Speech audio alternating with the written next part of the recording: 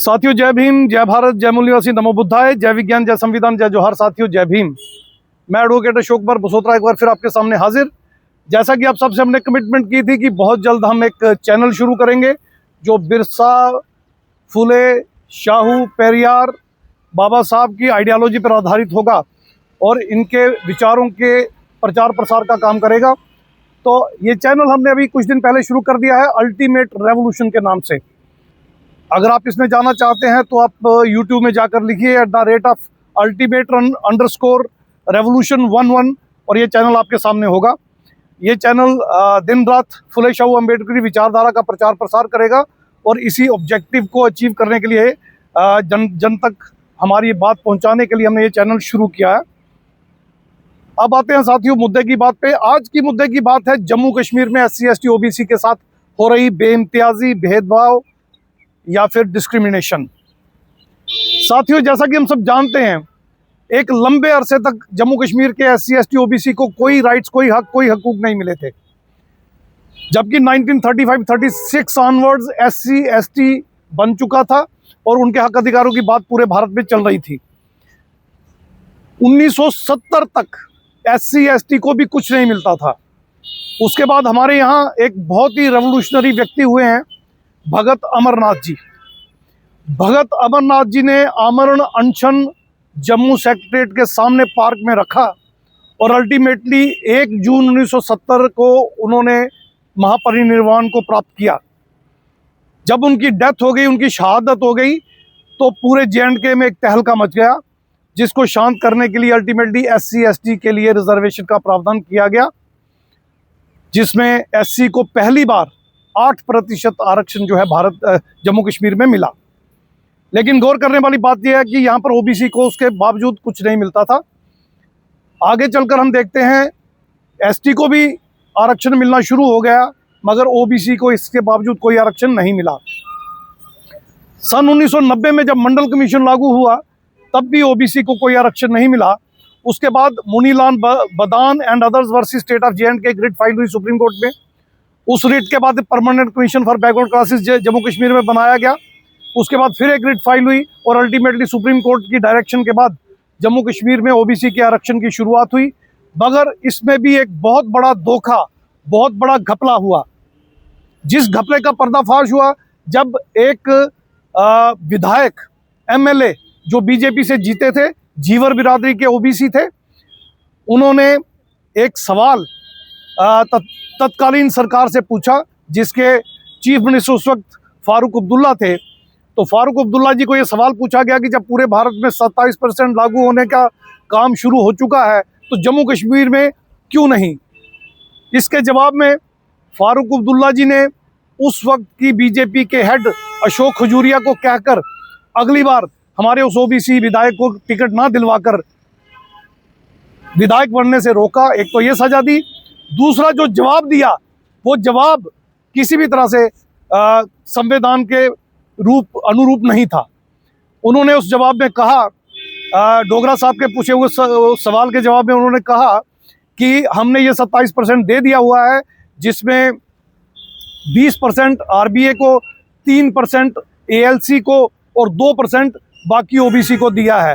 हालांकि ये 25 ही बनता है, 2 इसमें भी रहता था, मगर इस एक्सप्लेनेशन के तहत 20% जो RBA को दिया गया था, उसमें ऊंची जातियों को, तथाकथित ऊंची जातियों को 20% मिलता था और 3% ALC वाला भी तथाकथित ऊंची जातियों को ही मिलता था। इसके अलावा जनरल कैटेगरी का तो सारा उनको मिलता ही था, यानी OBC के लिए सिर्फ 2% था, वो भी नहीं दिया जा रहा था। आगे चलकर ये 4 हुआ और अब BJP की पीछे जो सरकार केंद्र की रही, UT जब जम्मू कश्मीर बन गया तो इन्होंने 4 का 8 किया, मगर इसमें भी एक बड़ा घपला कर दिया। OBC की लिस्ट में वेस्ट पाकिस्तानी रिफ्यूजी और तथाकथित ऊंची जाति के लोगों को इन्वॉल्व कर लिया। वेस्ट पाकिस्तानी रिफ्यूजी में भी ब्राह्मण, क्षत्रिय, वैश्य हैं। हुआ ये कि जब 8% OBC के लिए किया गया, तो इस 8% में जब तथाकथित ऊंची जातियों को भी स्थान दे दिया, तो अब OBC को इस पे कुछ नहीं मिलता है। इसके अलावा रिजर्वेशन प्रमोशन जो SC ST की खत्म की गई थी, उसको भी फिर से बहाल नहीं किया गया। नतीजा ये निकला कि SC ST OBC पूरी तरह से बर्बाद हो गए। एक और कारनामा परमानेंट कमीशन बैकवर्ड क्लासेस ने किया। उसका चेयरमैन एक RSS का संगी रिटायर्ड जस्टिस जीडी शर्मा बनाया गया, सारे मेंबर्स ऊंची जाति के बनाए गए, एक शेड्यूल कास्ट का मेंबर रखा गया जिसकी सेब बिल्कुल नदारद कर दी गई, और एसटी के पैरेलल एक ST2 क्रिएट कर दिया गया जिसमें तथाकथित ऊंची जातियों को सारा ST दे दिया गया। इस तरह से SC ST OBC की रिजर्वेशन देने से पहले ही उन्हें खत्म कर दिया गया।